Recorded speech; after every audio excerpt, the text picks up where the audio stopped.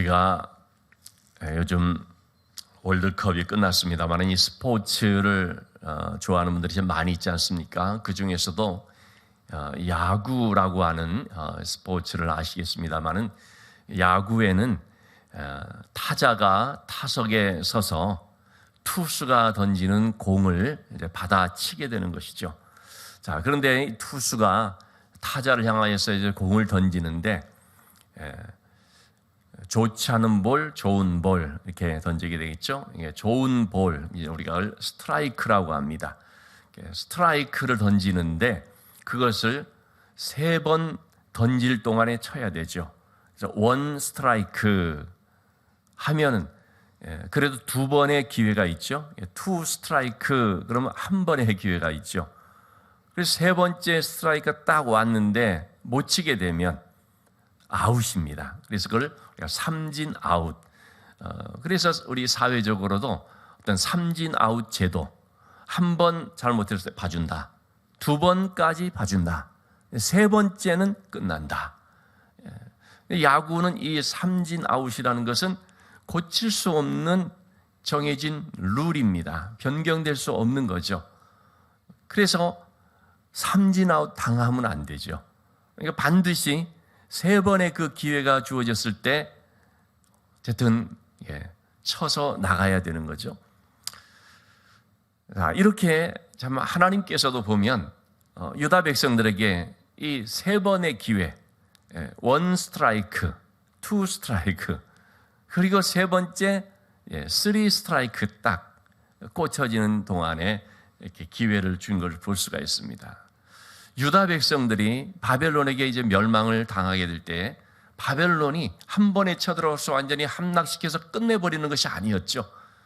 몇 번 말씀을 우리가 드렸고 예레미야를 통해서 우리가 계속 살펴본 것처럼 유다의 그 마지막 세 왕 여호야김, 시드기야 이런 세 왕의 시대에 약 한 22년 동안에 3명의 왕이 들어서게 된 것인데요. 여호야김 왕 때에 첫 번째 바벨론이 침공해 왔죠. 그때는 일부를 이제 포로로 잡아갔고 또 물건들을 가져갔죠. 이게 이제 원 스트라이크였습니다.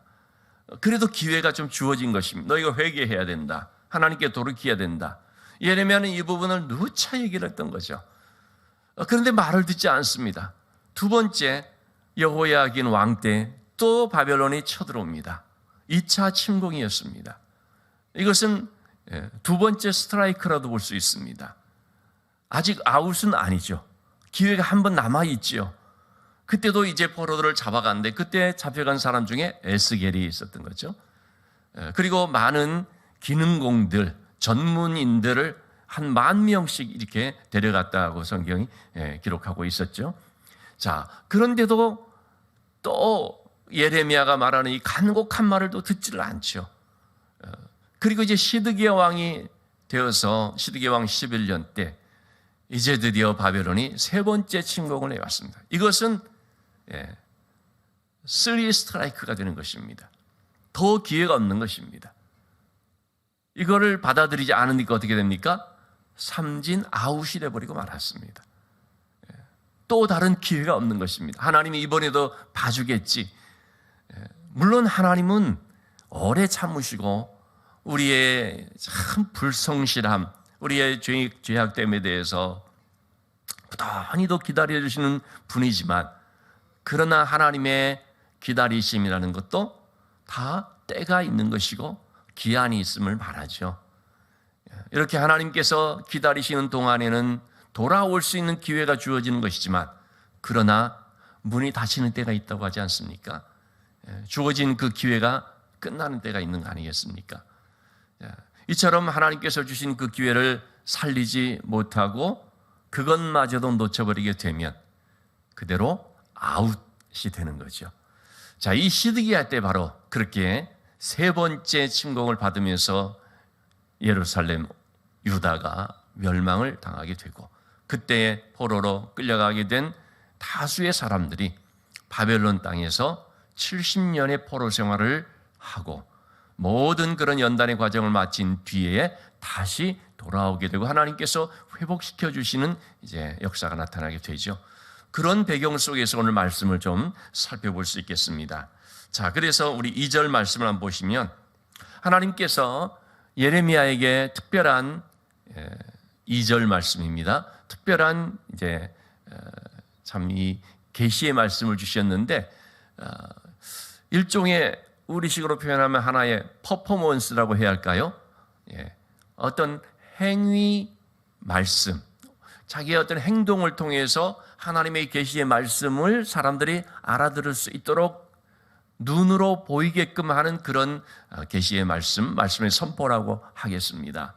줄과 멍에를 만들어서 목에 걸라. 하나님께서 예레미야에게 줄이라는 것은 우리가 결박돼서 끌려가는 그런 줄이 되지 않겠습니까? 멍에라고 하는 것은 하나의 통치를 말하겠습니다. 다시 말하면 바벨론에게 이제 바벨론의 통치를 받게 된다. 멍에를 맨다는 것은 이 바벨론 왕의 통치를 받는 그런 일이 있게 되는 것을 말하죠. 이걸 만들어서 그 다음에 3절의 말씀입니다.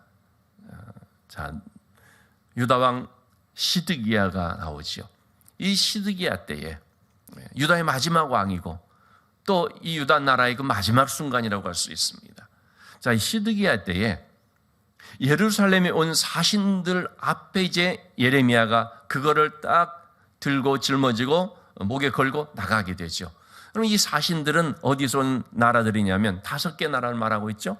에돔, 모압, 암몬, 두로와 시돈. 이스라엘 주변에 있는 국가들입니다.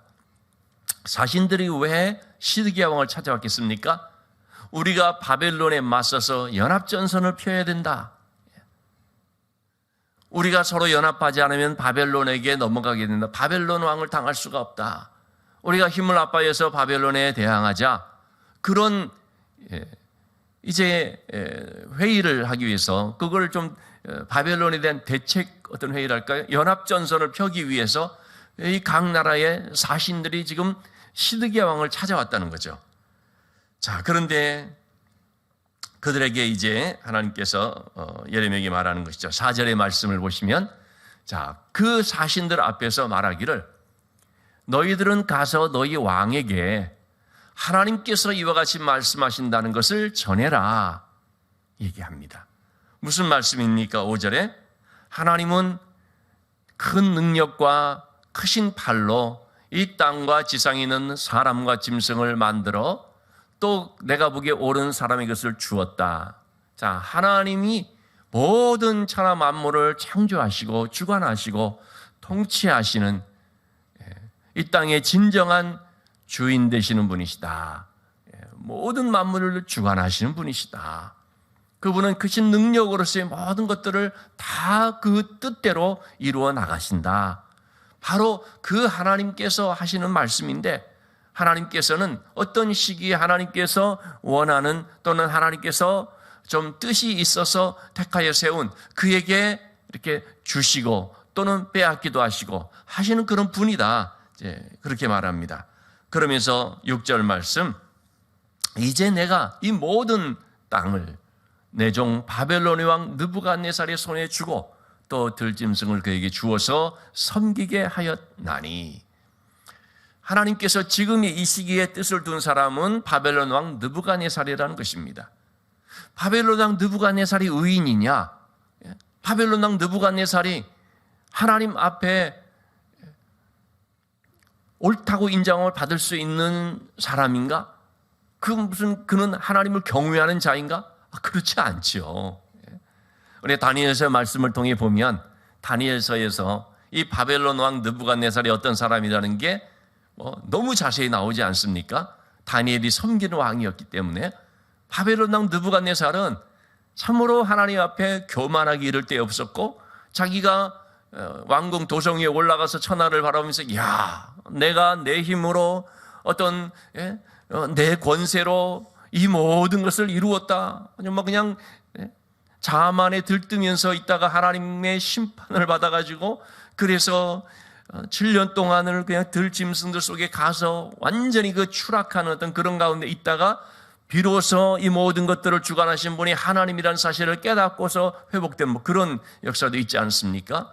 또는 다니엘의 세 친구인 사드락과 메삭과 아벳느고가 금신상에 우리 절할 수 없다 그러자 풀무불에 집어넣는다 뭐 그랬던 왕이거든요. 결코 그는 하나님 잘 섬기거나 뭐 또는 성경적 의인이라고 말할 수 있는 사람이 아니죠.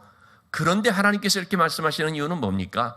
그 시대에 그 모든 나라들을 하나의 주관하는 자로서 하나님께서 그를 하나의 택하여 사용한 도구가 된다 하는 그 뜻이 되겠습니다.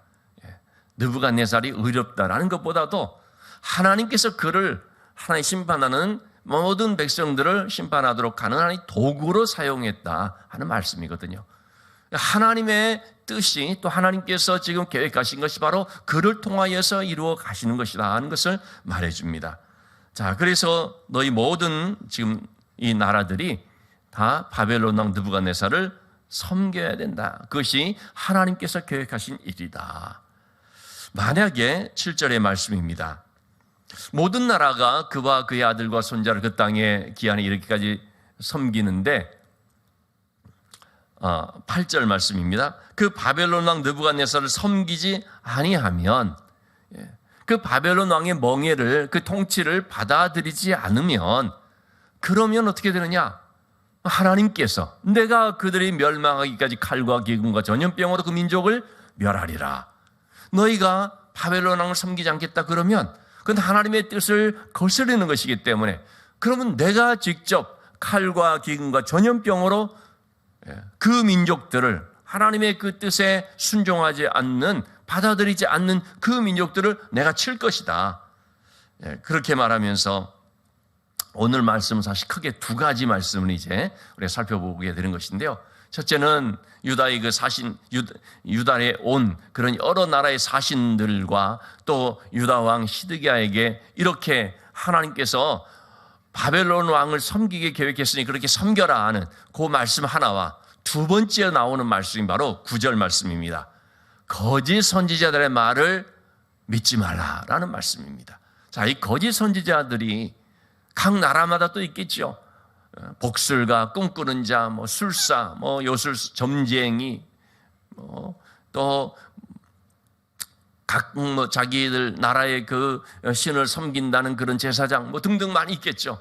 그들이 각각 말하게 된다는 것입니다. 너희가 바벨론 왕을 섬기게 되지 아니하리라. 거짓 선지자들은 뭐라고 말합니까? 절대로 바벨론 왕 섬기는 일 없다. 바벨론 왕 섬긴다는 게 하나님의 뜻이라는 말은 거짓말이다. 여러분, 거짓 선지자들이니까 그렇게 얘기하는 거죠. 분명히 그렇게 얘기를 할 거라는 것입니다. 그 거짓 선지자들의 말하는 것에 대해서 절대로 귀 기울이지 마라. 너희는 듣지 마라. 여러분, 오늘 우리 27장의 말씀에는요, 이 부분, 이런 구절들이 계속 나옵니다. 너희는 그 거짓 선지자의 말 듣지 마라. 너희는 하나님이 하시는 말씀을 들으라. 그러면 살리라. 거짓 선지자의 말 들으면 그러면 죽으리라. 그러나 하나님 하시는 말씀 들으면 그러면 살리라. 그럼 거짓 선지자의 말과 하나님 말씀이 어떻게 다릅니까? 거짓 선지자의 말은 바벨론의 멍에를 매지 않을 것이다 라는 말이죠. 하나님 말씀 뭡니까? 바벨론의 멍에를 매야지 된다는 말이죠.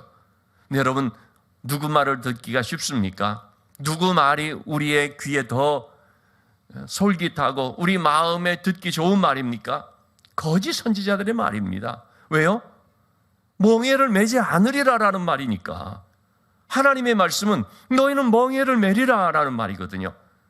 너희는 바벨론 왕의 통치를 받지 않으리라 하는 그 말과 너희는 바벨론 왕을 섬겨야 된다라는 말, 여러분 두 말 중에 인간적으로 우리가 생각하면서 어느 말이 더 좋습니까?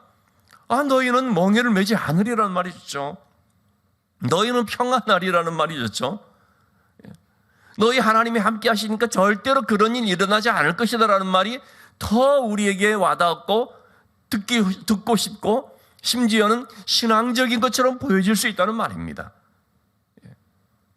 말의 내용만 가지고 본다면 바벨론 왕의 멍에를 메고 그를 섬기리라는 말보다는 그런 일이 없을 것이다라는 말이 훨씬 우리에게 은혜스럽고 정말 복음이고 그렇게 여러분 들리지 않겠습니까? 말의 내용만 가지고 본다면. 그런데 오늘 성경에서 말하는 것이 뭡니까? 말의 내용이 중요한 것이 아니라 그 말이 우리한테 얼마나 와닿는 말이냐가 중요한 것이 아니라 누구로부터 나온 말이냐가 중요하다는 것이죠. 누구로부터 나온 말이냐. 여러분, 이 코로나 시대를 우리가 살아가면서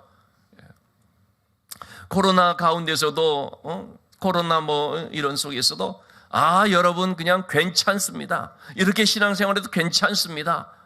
부담 갖지 마십시오. 하나님은 다 지켜주시고 그래도 하나님이 사랑하십니다. 여러분, 그렇게 정말 우리에게 정말 부담이 없는, 우리의 마음을 편안하게 해주는 그런 말이 있을 수가 있고, 또 하나는 정말 이런 코로나 때 정신 차려야 되고 회개해야 되고 반개 써야 되고, 그렇게 살다가는 또 그렇게 믿다가는 정말 지옥 갈지도 모릅니다. 좀 우리의 마음을 불편하게 할 수 있는 그런 말이 있다고 하십시다. 어느 말이 듣기가 좋겠습니까? 부담 없는 말이 듣기가 좋을 수가 있고, 내 편이 되어지는 것 같은 말을 하는 것이 듣기가 막 은혜로운 말로 들을 수가 있는 거 아니겠습니까?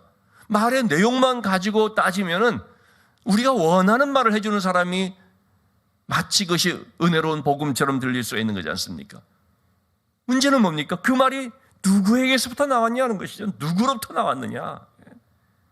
듣기 좋은 말이냐 거북한 말이냐가 아니라, 당신은 종살이를 좀 해야 된다는, 종살이를 오래 해야 된다는 말과 하지 않는다는 말,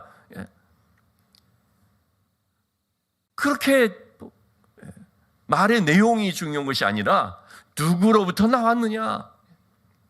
아무리 그럴듯한 말이고 그것이 우리의 구미에 맞는 말이고 정말 우리에게 편한 말이라 할지라도 그것이 거짓 선지자에게서 나온 말이 뭡니까? 그것은 우리를 망하게 하는 말이고 우리를 죽이는 말입니다.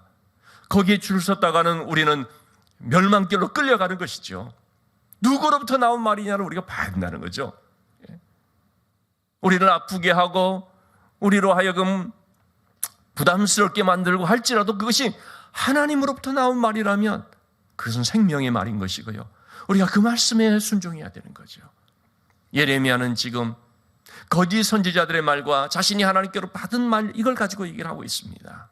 거짓 선지자들의 말은 우리에게 그런 일을 일어나지 않는다, 바벨론 왕 섬긴다는 것, 그거는 허무맹랑한 말이다, 그런 말하는 사람은 거짓 선지자다, 이렇게 말이죠.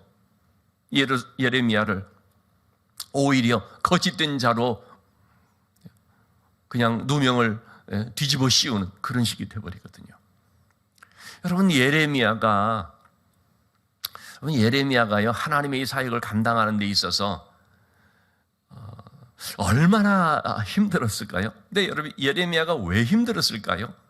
크게는 두 가지, 세 가지 정도 우리가 살펴볼 수 있겠는데, 우선 여러분, 예레미야가 이 하나님의 이 사역을 감당하면서 정말 눈물의 선지자라고 말할 정도로 눈물을 쏟으면서 힘들게 이 말씀의 사역을 감당했었는데, 그 중에 참 힘들었을 걸 우리가 꼽아보면 첫째는 뭐냐면요, 예레미야가 전하는 말씀의 내용이 예레미야를 힘들게 하는 것입니다. 이게 좋은 소식을 전하는 게 아니고 심판의 메시지를 전하는 거거든요. 사실 저도 이 설교자로서 말이죠, 참 듣기 좋은 말 전할 때 얼마나 좋습니까? 아니, 우리 서로 좋잖아요, 그죠? 그러나 이 불편하고 부담스럽고 참 하기 힘든 말, 이런 거 전할 때는 정말 어렵죠.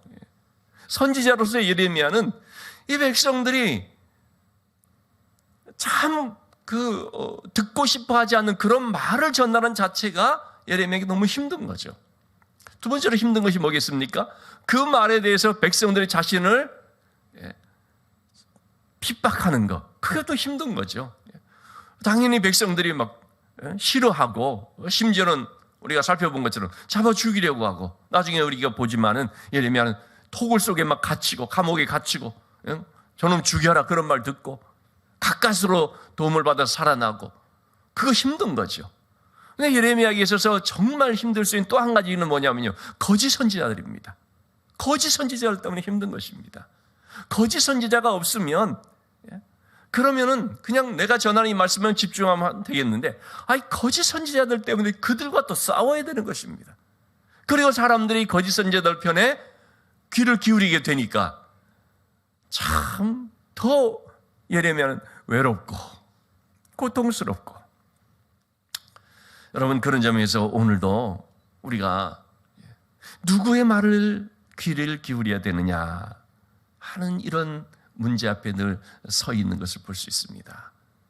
다시 말씀드리지만 그 말의 내용을 보지 말고 그게 어디서부터 온 말인지를 우리가 분별할 수 있는 영적 지혜와 분별력이 있어야 된다는 거죠. 누구로부터 온 말인가? 여러분, 이단들 하는 말은요 더 달콤하고 더 많은 사람들을 막 미혹이라는 게 뭡니까? 그럴듯하게 넘어가게 하는 거지 않습니까? 그런 말들이 얼마나 많은지 모릅니다. 그런 말들을 우리가 잘 분별해 보면서 이게 거짓 선지자들로부터 온 것인지, 이런 이단으로부터 온 것인지, 아니면 정말 하나님으로부터 온 것인지를 우리가 잘 봐야 되는 거죠. 성경의 말씀을 통하여서 살펴볼 수 있어야죠. 성경에서 뭐라고 말하고 있는가. 여러분, 우리가 원하는 그 말을 해주는 것을 들으려고 하는 것이 아니라